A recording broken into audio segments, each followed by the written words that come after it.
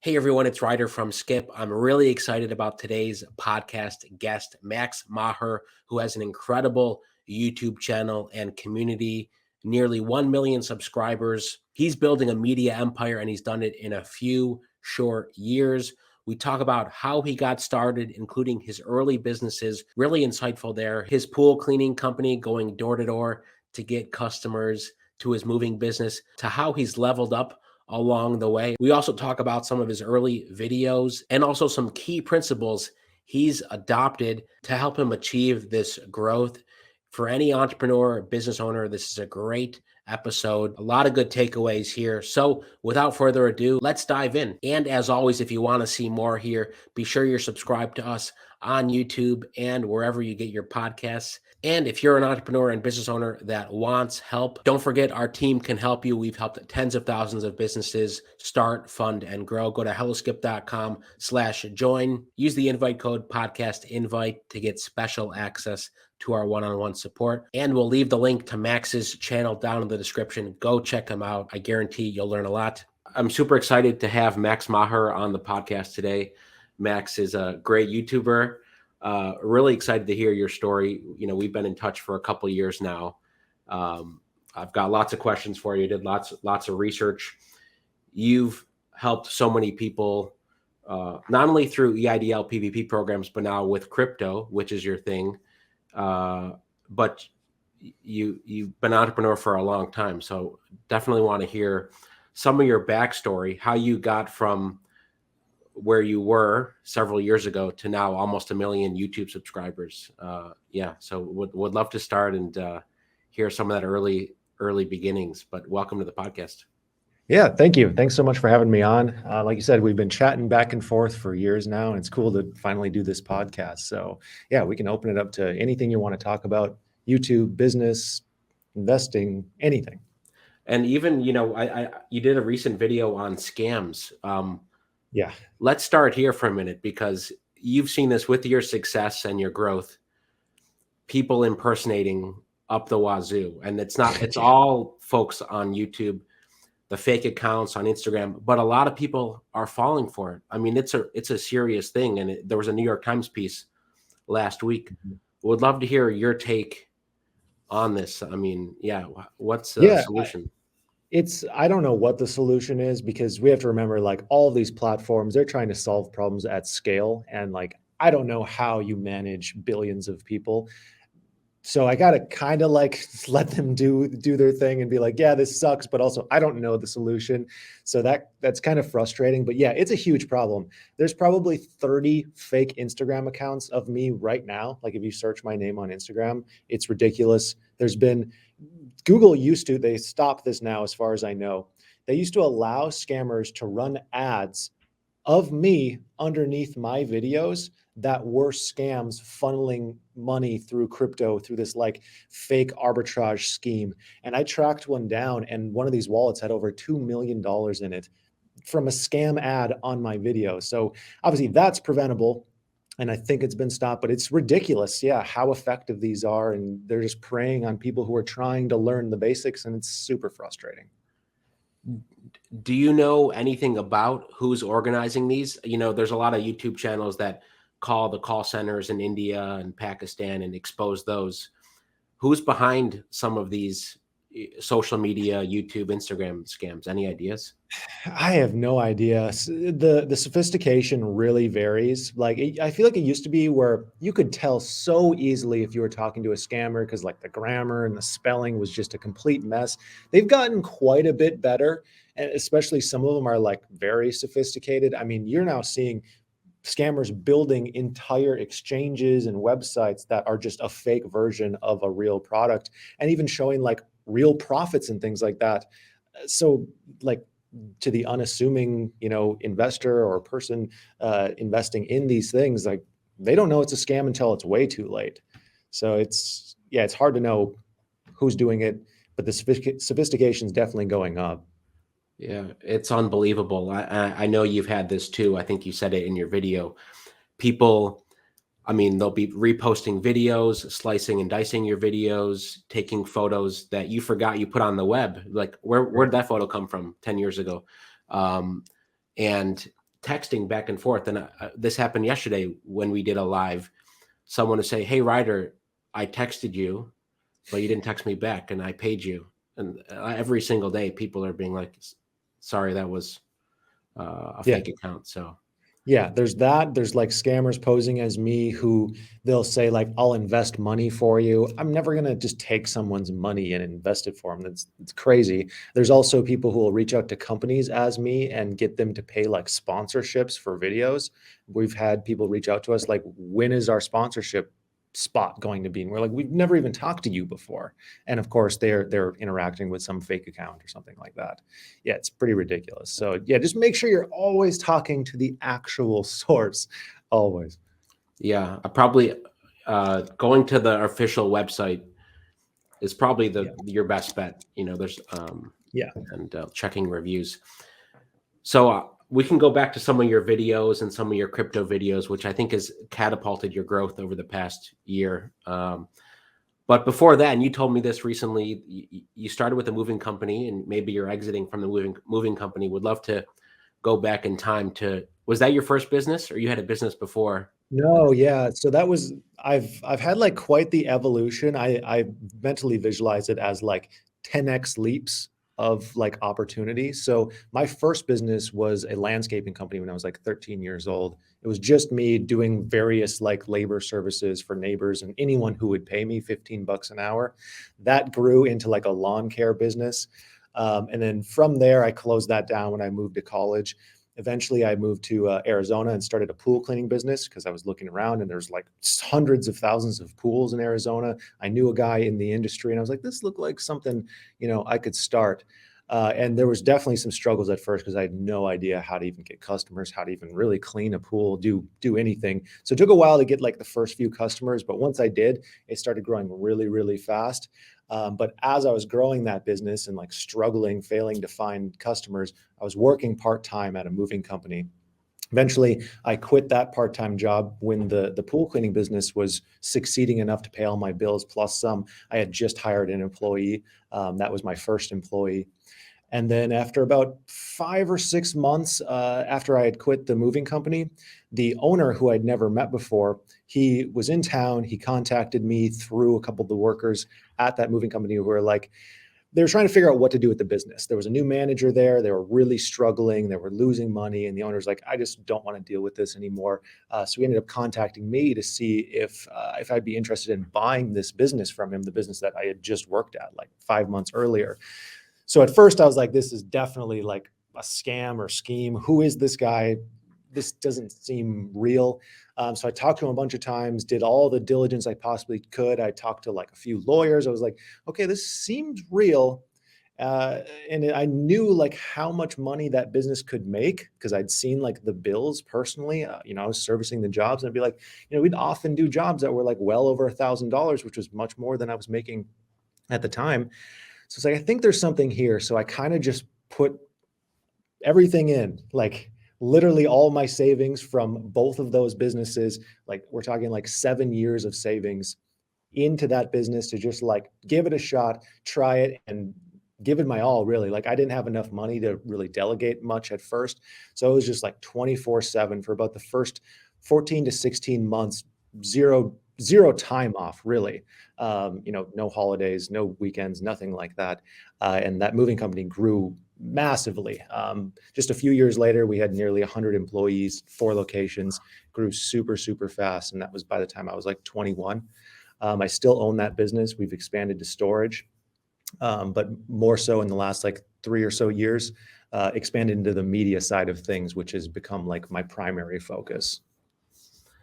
If that's incredible, and to do it so quickly, and it's probably a good lesson for a lot of folks. It's never overnight success. It's always hard work.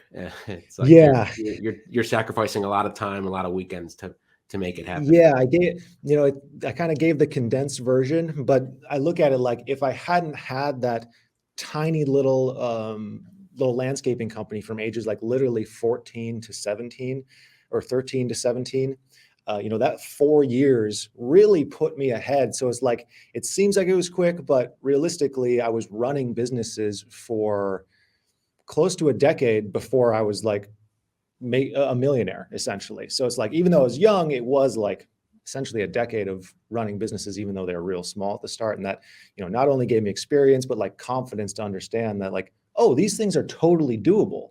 Like the guys running these businesses, they don't know much more than me. Like I can figure it out. That was the biggest like realization, I think, by just starting that super small business first. I want to loop back to that switch from the landscaping and the moving, kind of how that iterated to the media business now. I mean, I think it's a great lesson. I did door to door, then I started a couple companies, but Ooh, the that's door to rough. door teaches you a lot of work Yeah, I ethic. tried that. It's Yeah. rough. How'd you do? So I did that with the pool cleaning business when I was just trying to figure out how to get customers. I think I got like 2 customers doing it, and it was painful. Yeah, it was definitely painful. Then I kind of revisited it again with the moving company. So one of the best ways that I found to get customers was to become buddy buddy with like storage facilities, real estate agents, and apartment buildings. So I went on a mission to just go to every single one in Arizona. That's where I was living at the time. So I went to something like 700 different businesses to essentially, like, the goal is please like me and my business and send us customers. So it's like I wasn't directly making a sale to them, but I was, in the sense that like I want you to like me and like to work together further. And that really, like, not only it increased my business dramatically. Like when I did that, we we increased our sales by like $40,000 a month, essentially immediately, once I started doing that. So not only helped the business, but on like a personal side, I've always kind of been a little bit like socially awkward, and doing that was like my biggest nightmare essentially. But then afterwards, it I don't want to say it's like I'm not socially awkward anymore, but it really helped like unlock like how to do small talk, how to just like get people to like you a little bit. So that was huge for me personally as well. And you've built a big team now, so I mean, it's paid off, and obviously you have a lot of fans. That's incredible. If you didn't go down that path, was there another option that you thought about? Like, what else would you be doing? What were you studying something Um, different? like if it weren't for the moving company, Right. I probably would have just kept growing the pool cleaning business. I still think that's a great business for, especially like if you don't have a ton of money to start. There's the stickiness of customers. If you just offer a good service, they're very easy to sell actually compared to a lot of service businesses. So like if you can build up a route, you can sell them fairly easily. I think that's a great like starter business. I probably would have just grown that much larger. Instead of, what I did was I basically built it up to like what one full-time person could handle, and then just delegated that out. And it was just kind of like a little side business that paid my bills for, I guess, like 4 years or so, while I was just pumping everything back through the moving company to help grow that. So it really did assist me, because that paid for my bills. I didn't have to take any pay from the moving company for many years, and that really helped me grow it at the time. So I would have just spent more time on that, really dialing it in and figuring it out. But then eventually I would have had to, expand to the next thing, or try to find something bigger. Absolutely. So, was there a moment, for whether it was the first video or experimenting with the first video, where you decided, I'm going to start doing videos? Then there's a Yeah. certain point it kept growing, and you're where you are today. But what was that early Yeah, period? so I never had an intention of like being a YouTuber. I look back, and it was never like, it's such a popular thing now. I think it's like the most popular like career goal for kids now, is like to be a YouTuber. Never crossed my mind. It was never like I want to be this thing. It was more so like I was doing really, really well with the moving company, and I was like, there was kind of 2 things. I didn't know anyone else doing this kind of thing at my age. So I was like, if I just put this information out there, maybe I'll meet other people who are just like kind of in a similar spot to me. And I was like, I know there's a lot of young people who want to be in a similar spot. So like, let me just start giving out this information, see what happens. But there was very, very little traction at first. Within the first year, I think I had like 3,000 subscribers, very little traction. But then by year 2, it was like well over 250,000. So I kind of figured it out year 2, expanding more like broad appeal. and talking more about topics that like just impact far more people instead of more specifics. Like, here's how you fix this problem in your business, which is a relatively small group of people, to just much more broad concepts that helped a larger group of people. And crypto, certainly you've had the tailwinds of crypto, but I didn't pull out what your first video was, but because this has all happened in the last few years, I think 4 years, more or less? Yeah, so I think it's like 3.5 years. Yeah. Yeah. And a lot was around the COVID relief, stimulus, idle, PPP. That's how, we kind of first, Yeah, that was overlap the with. biggest transition point. So I went from, well, like my very first few videos were not business related at all. I was like, let me just make a fun video and like give myself a reason to learn, some dumb skills and stuff like that, which people roast me for those videos all the time because they're like, what does this guy know? He made a video about learning how to spin a pen. It's like, yeah, I was just making a dumb video because I was like, all my entire life up to this for like literally a decade was learning, investing, business. And I was like, let me just do something like silly that makes me no money. And that was like my first few videos. But then I was like, I should talk about business on my YouTube channel. Like, I can help people. I can, expand my network potentially. So people roast me on that all the time. But so it became business focused relatively quickly. Then about a year in was when the pandemic hit. And for my businesses, I was looking into just like the various stimulus programs. And I'm sure you remember when they first came out, they were ridiculously difficult to sign up for. Like, there was a paper application for the PPP and it was like 15 or 20 pages long. And I was like, how can anyone figure this out? So I was like, okay, let me figure it out and I'll just put this on YouTube. And I think that video, I'm pretty sure it was the very first one I did, popped off. And I think that one was on the EIDL program. And I was like, oh, so there must be something here. So I like pivoted from talking mostly about my business and experiments and successes there to like, let me help your business figure out, navigate through all this chaos. And that's where the audience really started growing. And then we Well, transitioned that into investing even further. the Investo and the crypto. Yeah, probably a few chapters. I made it down to the bottom of your screen for those Yeah. of you listening. I pulled up some of Max's early videos, which was, I didn't see this one, how to flip a tire over a mile in 2 hours. So tell me about the inspiration there. I've just always like, if I set a challenge for myself, I'll just do it. So I was like, let me just try to flip a tire for a mile. And it's like, we might as well record it. So you can see that one where I'm like holding the notebook with the little check marks on it. Mhm. That was my first business video. And that's where I just recorded myself. Like I was saying, I cold approached 500 businesses here for that video.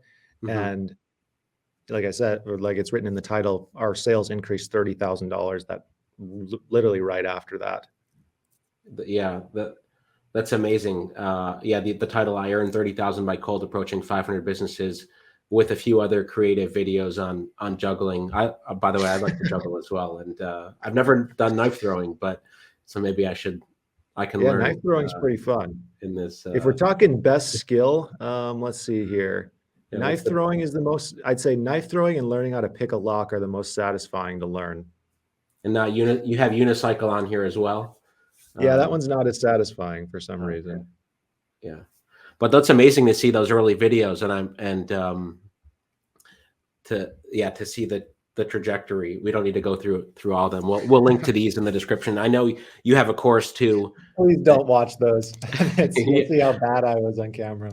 Well, I think because we have a lot of creators and small businesses as our main audience, and a lot of people ask, right? Okay, this is something I talk about a lot. People want funding, so let's talk about funding options. But then they say the funding is not the ends, it's the means. So what are you trying to achieve? At the end of the day, you're going to need to get customers.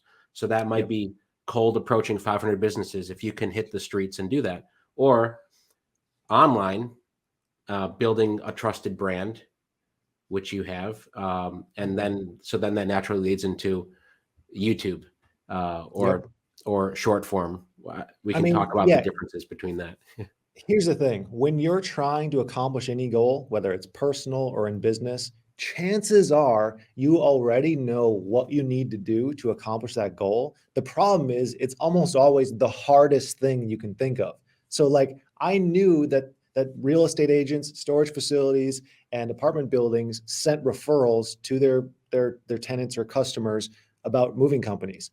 I absolutely did not want to talk to a single one. I didn't want to leave my office, but I knew if I talked to all of these, it would work. And I know that goes for every single person running a business. Like, you know, right now what you need to do, you're just avoiding doing that. Or maybe you are doing it and your business is probably succeeding if you are doing it. Yeah, there are always difficult problems that people can think about. Okay, let me try something else, and rather than like, yeah, just like you said, it's there. Don't avoid the hard problems. Yeah.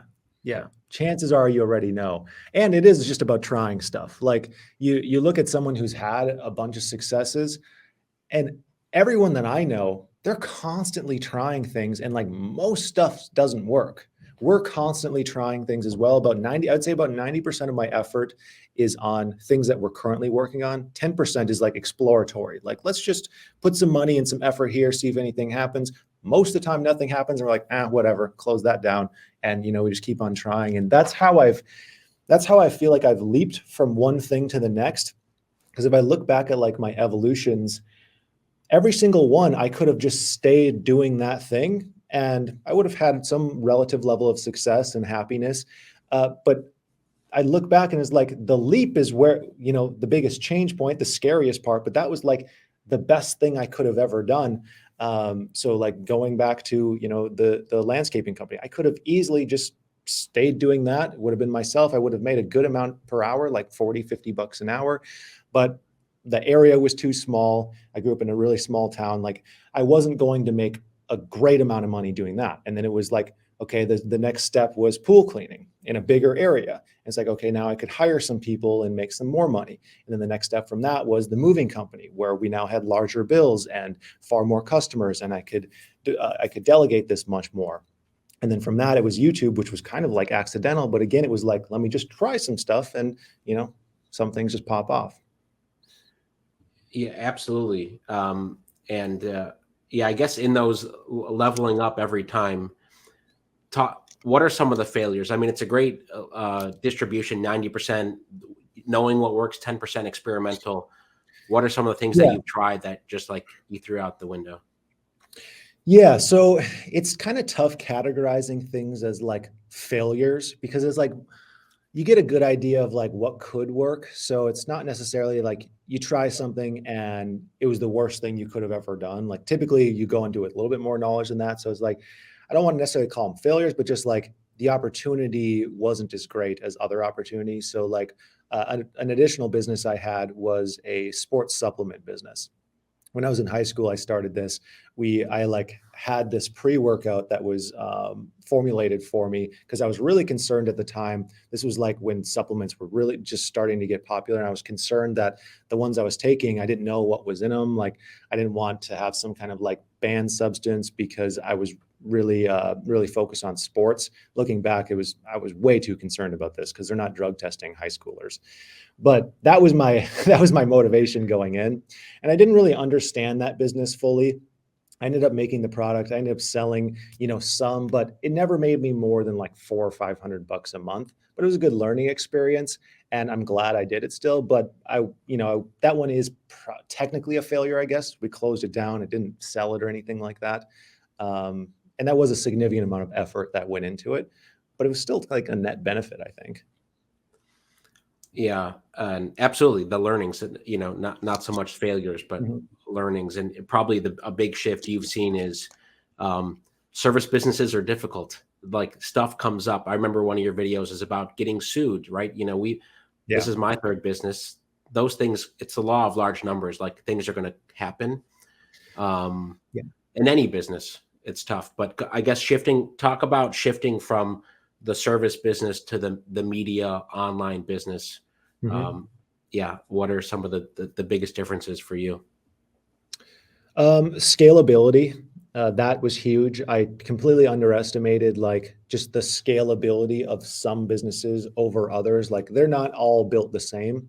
I deal with less problems with the media business than I do the moving company, and I make far more money with the media business. So it's like, businesses are not all built equally. Not all opportunities are built equally. That's not to say that like moving is a terrible business. It's just much more difficult. You talk to anyone who runs a moving company, they're like, this is so hard, because it is. Like, there's just constant problems and things that, that come up. There's just so many variables that you simply can't control. So that was like a big surprise for me. In the transition, at first I didn't understand how to be on camera, what a good story was, what a good piece of content was. I had no idea. And if you look at most successful YouTubers, if they have a channel that's successful now, it's like a lot of them have been doing it for like a decade. Like most of the popular YouTubers I know, this is like their second or third channel. They started one when they were a little kid. They've done all of this. So I had to play a lot of catch up and figure it out once I decided, like, oh, this is something that I'd like to spend some effort on and really understand how this stuff works. But it's not like an overnight, you're going to figure it out kind of thing. But the biggest thing is learn storytelling over any other skill, like over how the algorithm works or anything. Like, learn how to tell a good story. Yeah, you have a lot of good examples there.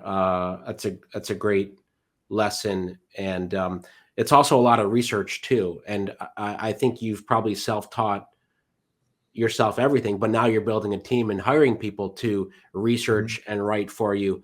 Talk about that challenge right there. I remember, Mr. Beast has done a lot of interviews talking about, his gigantic empire now. To me, the biggest challenge is always kind of, as you expand the team, making sure you have the right people who, have the same values, depth of knowledge. Yeah. Talk about that. Yeah, so delegation is always tricky. And that's like one of those leaps that for business owners, a lot of business owners struggle getting past, like just hiring anyone, because you have to let go of some control. They're going to mess up more than you. They're not going to be as productive as you. You're probably going to make less money, at least in the beginning. But it's much easier to delegate process-oriented things, like delegating someone to, handle your email inbox. Not that difficult. Not the easiest thing ever, but not that difficult. Delegating someone to do something creative for you is 10 times harder. And I think it's actually impossible to do until you know exactly what the end result should be, like creatively what you're looking to make, because you're just not going to be able to explain to someone what you want done, and you're going to end up being disappointed because they don't know what you want done. So yeah, when it comes to creative work, I think first you need to really understand the skills and the component pieces before you start delegating. The exception being if you have the budget to hire really good people, but really good creative people are insanely expensive, way more than you think. Like, a good writer is insanely expensive.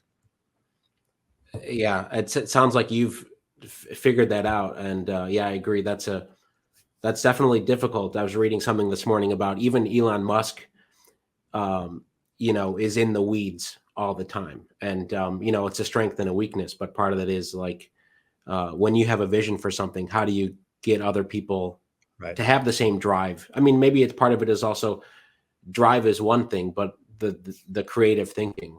I guess, are there any, like, what's worked for you? The types of people you've brought on, maybe it's the people who have lots of experience. There's a few, like definitely a part of, you just got to hire a bunch of people to find like the best ones. There's, some degree of that. Generally good people are good right away. I don't know if I've ever had like a creative hire that, I have one example, but of many, there's only one that stands out where it's like at first it was a struggle and then they turned out to be really good. Typically, if at first their work just is subpar, like it doesn't get a whole lot better, unfortunately. It's just a lot of trial and error. I really wish it was more simple, because I get asked this all the time, like, how do you hire editors? How do you hire writers? And it's like, you just got to talk to way more writers and editors than you want to talk to, and then you'll find a few that are available and good. There's not like a great way to, there's no one website where you can just like make a job post. Oh, I have an excellent editor now. It's talking, it's your funnel. I know you have people now who can help you with that funnel. I heard something recently about how like what's a good batting average for folks who work out, right? If you draft folks in the NBA, not everyone's going to become a starter. And so are you happy with 1 out of 4 or 2 out of 4? So, yeah. I'm much better about it now. So man, I guess since the beginning, about 1 out of 10 have been good. 1 out of 50 have been really good. So we're talking pretty high numbers. That's a great. And do you use that lens now when you're thinking through, okay, it's okay to make decisions that you do because, you're looking for let's say the top 5%, top 1%? Yeah. So I changed it up a little bit. Now, before I do any creative hire, they do some kind of test so I can gauge skills and see exactly like how they do. And that's definitely helped. And it's just a lot more of like, let me just try to find the best person for this instead of like, let me try to find the diamond in the rough kind of person, like the guy who's really good, but isn't charging enough. That's never worked for me. It's been a much better strategy to just find the best people, which is, it's tough because it's so expensive, but really good people know that they're really good and, have the right to charge as much as they do. I do want to, it makes complete sense. And I want to talk about, obviously your bread and butter has been crypto and the economy, and you've just become an expert there. And I think one of the biggest things is people trust you. I mean, people have from early on, but people trust you. What's your take on, YouTube versus other channels versus short-term in particular? Have you thought about like investing time in TikTok and Reels? Yeah, so we do some short form content. I think it's only going to grow. My concern is I think it's going to be even harder to build an audience off of short form because they're just not going to have a great sense of who you are. I think in any kind of content, you need some kind of why behind it. Just making a video for the sake of making a video can be good. It can do well, but if there's no like underlying meaning, like the subtext of the content, people aren't likely going to become fans of you through short form content or long form for that matter. With long form, it's much easier to have a connection with the person watching.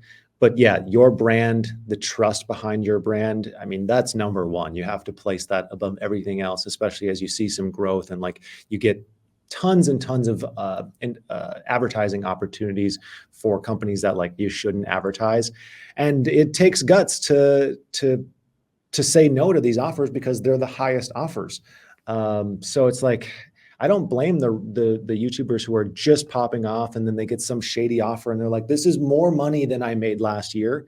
And then they do it, but like it hurts their reputation. Like I don't blame them in that situation, but it's unfortunately the wrong choice. And I've been lucky enough to always have other income sources that pay my bills. So like I didn't need this one thing. I didn't need that other thing. And that helps make like the better decisions in the long run, both for the viewer and ultimately for myself as well, and the brand and, my team. And now we have a bunch of people on the team. So me messing up hurts a bunch of people. So I have to be careful, extra careful with that as well. Yeah.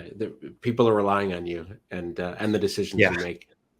Yeah. That's a good seg into crypto. And I know you did a video, I forget when it was, about you getting an offer for some maybe shady crypto, but maybe this happened multiple times, right? Promoting something that you weren't sure about. And obviously the crypto space has been known for that. You talk about that a lot. I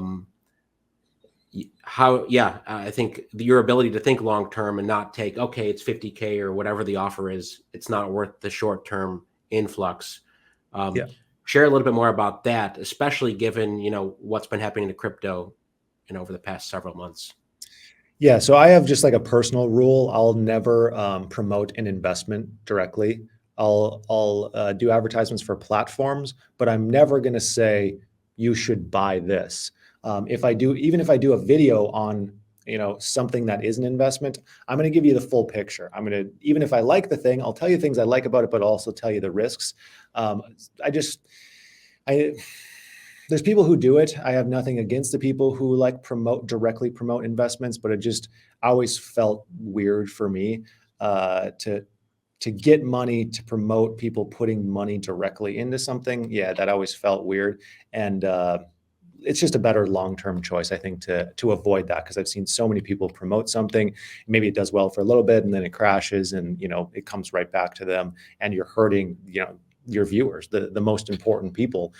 You should be putting the viewer first always.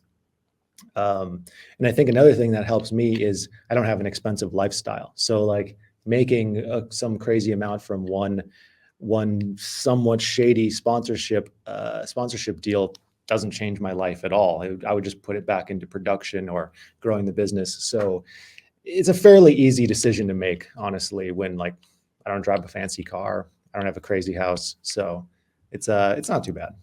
Yeah, I think yeah, that's a good rule to keep in mind. I think you did post a video about your moving. I don't know if you want to talk about that, but I mean, obviously during the pandemic, a lot of people moved around to friendly states or territories where it's better to start a business. What were some of the reasons why you moved? You made this move a year or so ago.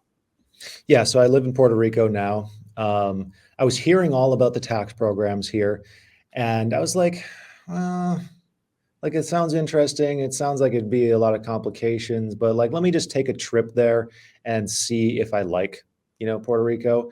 I've always been like obsessed with going to the ocean, going to the beach.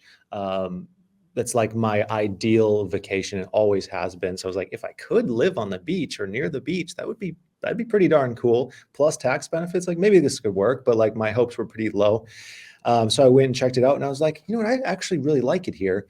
And plus, I'm like, I work in my office all day, so I was like, what does it matter if my office is in Puerto Rico or in Arizona? So I was like, let's just try it out. Let's see how it goes. And we tried it out, and yeah, it's been great so far. Yeah, yeah. The downside is you can't go door to door, but that's the upside. You're not tempted to go door to door for businesses. Yeah, I mean, being by the beach, it must Yeah. be great, and hopefully things are good down there. Yeah, we just had the SBA director on yesterday talking about some of the disaster funding for Florida is where a lot of it's geared towards, but also for Puerto Rico as Yeah, we well. had that hurricane that caused some damage. Yeah. So since you're, building the team, reinvesting a lot, how do you think about the next year, taking your channel or let's say your media empire now, because you're also, you have some deal with Spotify. How did that work out with the Yeah, Spotify? so Spotify was trying out like mid-length content, and I think they chose like 12 or 14 YouTubers to put like around 10-minute videos on the Spotify platform, and they chose us for the finance niche. So yeah, that's one small thing that we're doing. In terms of like the next year, I think the next evolution is just bigger content, like trying to create content that like very few people could create just due to our resources and like creative power that we have, and my willingness just to like reinvest things. So yeah, I think I'll try out like larger and larger content, ideas, concepts, like more broad appeal, ultimately trying to like reach and help more people, because like my ultimate goal is to help people understand, like through my own experience, through the stories that I tell, through my explanations, like if you learn concepts, if you learn things, this like clears this part of the world for you that then allows you to like dictate where your life goes. Like everything that I've done has been a result of me learning a few things, like having a realization like, oh, this is how this thing works. And then I put it to the test, and it's like my life just got that much better. So like that's like my ultimate goal, the most people I can reach and like try to like give this message to. It's like learn, try, and your life will get better. You can dictate where your life goes. I grew up in a town with 2,000 people, and I would have never guessed that I would be here already. But it's like, it's because, of those small steps. And of course, there's luck along the way as well. But that's kind of like the overarching mission anyways. Yeah, here, let me pull up some of these recent videos, and the production value. I wonder what you mean when you say bigger, because I have noticed the production value is like, leaps and bounds from where it was. There's a lot that goes into these. Is that what you mean when you talk about going bigger or topic wise as well? Yeah, so like there right now it's just a lot of me just in front of the camera. So it'd be like, yeah, just take a finance idea. What's the biggest version of that finance idea that has more broad appeal, more clickability? That's kind of like where we're leading to in this kind of next evolution. Now that we really understand production and storytelling and things like that, um, we're just always aiming to like make different pieces better and better and better over time. So yeah, we agonize over each and every video. Quite a bit of work goes into each and every video. Well, that interesting point. Because I think there's maybe a few folks in Puerto Rico, but you have a remote team. What's your creative process, right? Like Mr. Beast in North Carolina, I believe folks maybe in the same room where we're being like, here's the thumbnail, here's the title, etc. Here's what we're going to put in it. How does that creative production process work for you? Yeah, so it does vary quite a bit. One of the biggest pieces is like, what's the video going to be? What's the concept going to be? So there's a whole lot of like just browsing, what's like current events that people don't quite understand or they're interested in. And then what's a take that we can do on that is both entertaining, explains how this thing works, gives like some kind of profit potential, like how can you take this concept and potentially earn some money off of it if you're interested in it. And then if those things line up, we'll go, okay, does this topic have the potential to have a good packaging, like a good title, a good thumbnail? If yes, then it's like, all right, now what's the story that we can build out for this piece of content? And then I'll either write it or I'll have someone help with research and then we'll write it, or I'll have a writer help me put together this thing. I'll record it. And then it goes to the edit, which we'll often have like 6 to 12 edits done before we get the final version, revisions, and sometimes we'll rework the whole thing. So it's quite a bit of process to get the end product that you see on YouTube. Yeah, that's amazing. Yeah, it's come a long way, but you can see in the thumbnails. Yeah, and I was going to ask one more question, but just drew a blank. I guess, yeah. What else should people know that I didn't ask you so far that you want to share?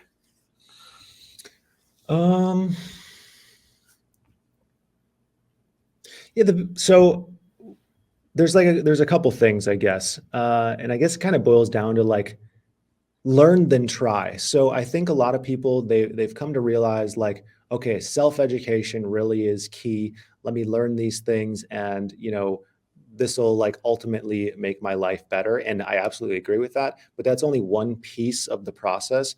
You have to also put those things in action. I find so I do a lot of reading, and there's this kind of trick when you're learning stuff where when you learn something, you feel like you're being productive, but it's not the same kind of productivity. It's almost a false kind of productivity. Like it is productive, but it's not actually moving the needle for you personally. So you also have to act on those things. And that's the most important part. So it's like learn, then act, or learn, then try. And eventually something will hit and then you'll be able to compound that. And like, okay, now we have this, but we have this problem. So let me learn a little bit. Let me fix that problem. And then you just kind of like, moving further and further down the line. And, eventually you look back and you're like, wow, we just did all of this. So yeah, there's a lot of like learn then try. You can't just learn, unfortunately. I wish I could just sit at the desk 10 hours a day and just, watch cool videos and read, Yeah, books and stuff.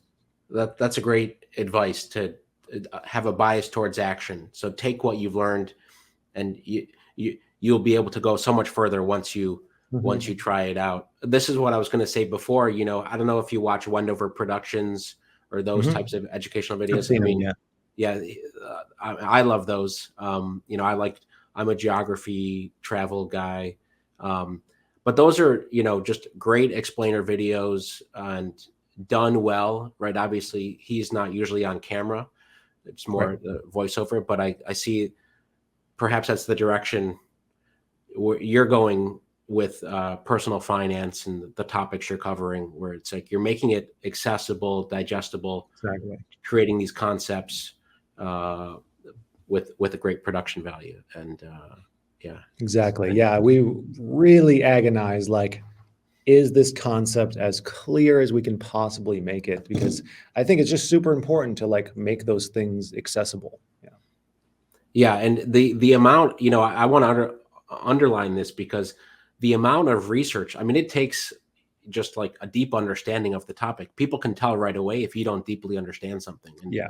um, to me, that's a lot of work. And having other smart people around you, researchers who've gone through it. So you're not just kind of giving platitudes about something, but you're basically, no, we tried it, we understand it. And I think that's what I admire about, Yeah. you know, your channel. You take the time to figure it out, and it comes across as well. I appreciate that. Yeah, and unfortunately there's a difference between being able to read something and understand what it means when you read it and explaining that thing simply. So like in order to explain it simply, you have to have a 3D view of this thing in your head. And then of course, like in order to have an editor help explain that thing even better, he has to have some understanding of that thing. So it's kind of funny. We were just talking about this the other day. Everyone on our team is just getting better and better with finance and money, like every single video, because we all have to like understand this stuff to some degree to produce good content. So yeah, it's kind of cool that like literally the whole team is just getting better at money every day, basically. That's great. That's the same for our team with in terms of helping small business knowledge, funding knowledge, the same thing, because you have to love it. If you're gonna if you're gonna work on it every day, you have to love it. And yeah, so many of those little things in the edits where you're like, oh, this analogy, or Mhm. how about this parallel to explain the concept, Yep. needs to become second nature. So that's great to hear, Max. And yeah, to your continued success. I mean, it's great to hear your story from those early days, from the pool to moving Right. to your media empire. I'll say it now. I don't know if are people talking about it, but no, it's amazing to see that. And the amount of help you've helped a lot of our audience too. And so we're going to tell our audience to obviously go follow you. I know a lot are I already, appreciate that. but yeah, go follow Max, because so much in-depth stuff and nuance and things you should know. So yeah, it's a pleasure to have you, Max. Yeah, thanks so much for having me on. This was a blast. I hope that this helps someone who's like, I've been thinking about doing this thing and just don't quite know. Like, just try that thing. Try to do it as cheaply as you possibly can. Try it out. At least you'll know, is this a good thing to try out or not? Just if you really want some encouragement on trying something, fine, go watch one of my old videos and see how terrible I was on camera. I'm still working on it every single day, but like you're just not good at first with anything. So it's like, just try it. Yeah. That's great. Yeah, we'll share some of those old videos, and maybe we can check in 6 months and see, Oh, hey, oh how no. have things changed? Where are you at? Because the growth is amazing. But thanks again, Max, and I'll talk to you soon. Thanks for having me, Ryder. So that's today's episode. Huge thank you to Max for joining and sharing so much. I personally learned a lot. Grateful for the conversation. Can't wait to have him back on soon. And if you haven't yet, go check out his channel. He's got a ton of information and principles, frameworks for you to think about to succeed in different areas of your life. And if you find this episode helpful, feel free to share this with a friend. We'll also be posting clips of these on our social media. That's it for today. I'll see you in the next video.